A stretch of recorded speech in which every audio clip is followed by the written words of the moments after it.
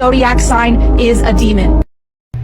So let's take a look at a few historical facts that we will also have to consider dismissing if she's actually true. Now, I don't want to convince you guys whether what she's saying is right or wrong. I just want to add some more content. For example, for the indigenous, the moon and the sun were central in people's lives. From the moon cycles, it was noted that certain things happened in the environment with the weather, the plants, the animals, the temperature seemed to follow a cycle of the moon. Agricultural astrology, a type of electional astrology for gardening and for horticulture, which is the Old Farmer's Almanac, regularly features a planting by the sign section, also planting by the moon's phases. And to add that, even some poultry farmers would set up chicken eggs to hatch with its new moon and its full moon and in a fruitful sign. Even to the degree of on a waxing phase or a new moon phase, even in certain water signs such as Cancer, Pisces, and Scorpio, where they would know if they should be planting underground roots or leafy green plants. Now let's keep in mind that Babylonian astrology has been recorded, an organized system of astrology arising in 2nd millennium BC. That's a long time ago. Now I just had to add this because I thought it was comical. This is also in the Bible. You shall not eat anything with its blood. So we got to be vegan. You shall not practice arguery. Don't argue with people, or witchcraft. Doesn't say black or white.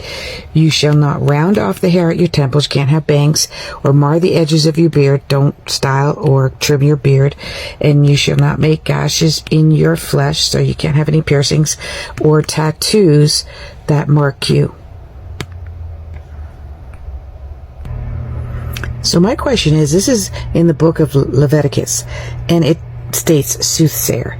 So the book of Leviticus, I'm probably saying it wrong, is between 538 332 BCE. So BC is when this book was apparently written. The word soothsayer was documented to be created in the 14th century, way past the time that book was written. So this is obviously an interpretation. So what was the original word, and what did the original word mean in 500 BC according to the book?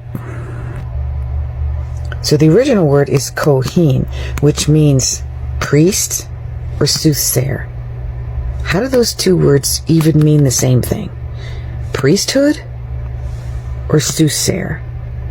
So that means soothsayers who practice divination and foretell the future, which is completely wrong for the Bible, is also the same thing as a priest?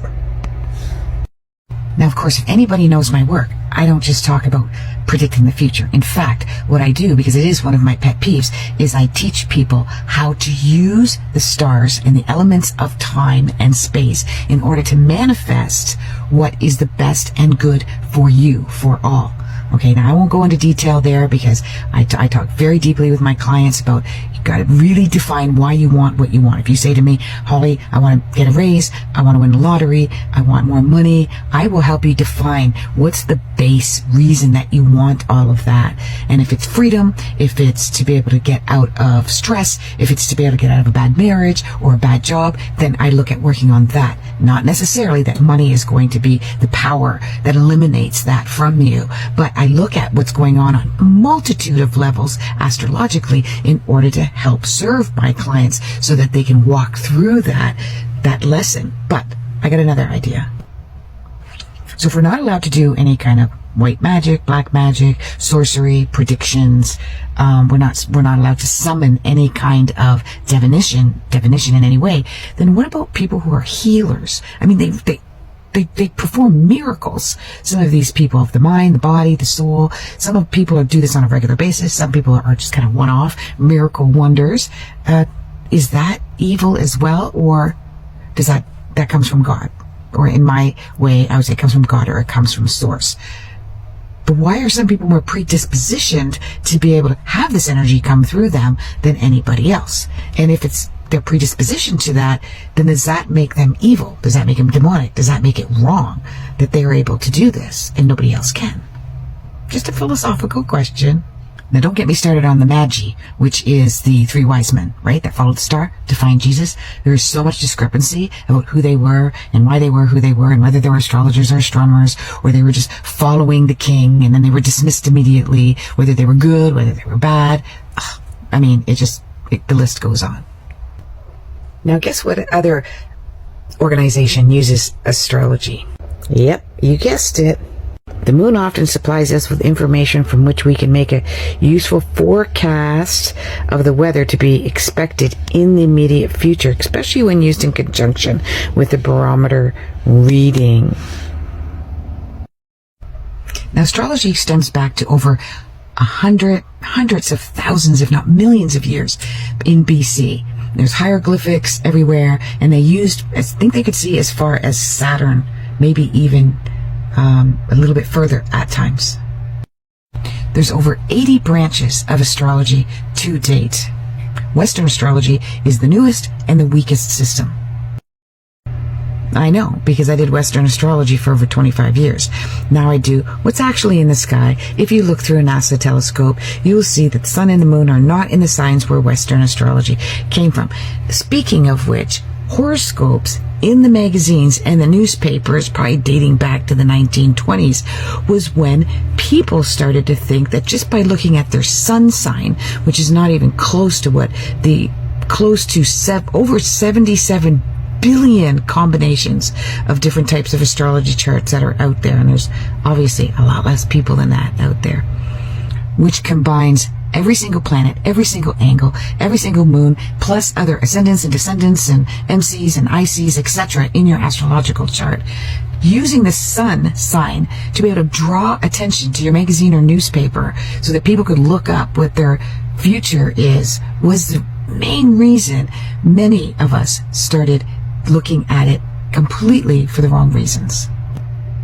Now, when I can tell somebody that the reason that they have headaches is because of their adrenal glands, and the reason their adrenal glands have issues is because it's exacerbated by a trigger that happened around the age of 8, and that I can have them take a look at their sugar count and their insulin levels, and also have them take a look at their thyroid.